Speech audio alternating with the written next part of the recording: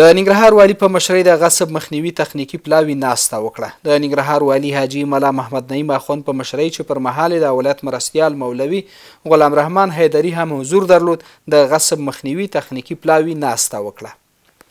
ننګرهار والي سره د عدلیې وزارت پلاوي د مدافع وکیلانو د رول په اړه خبرې وکړې. ننګرهار والي حاجي ملا محمد نعیم اخوند سره د مولوي جان محمد طلحه په مشرۍ د عدلیې وزارت پلاوي د مدافع وکیلانو پر حقوقي رول، مسلکي مسؤلیتونو او د هغوی د فعالیتونو پر ارزښت بحث وکړ.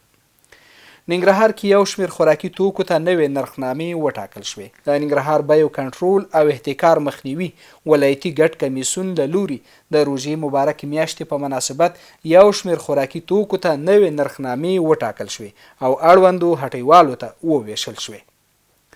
اچین ولسوالۍ کې 200 کورنۍ سره د خوراکي توکو مرسته وشوه. د ننګرهار اچین ولسوالۍ کې د حاجي بابا خیریه بنسټ له لوري 200 بېوزله او اړمنو کورنیو سره د 1 قلمه خوراکي توکو مرسته وشوه.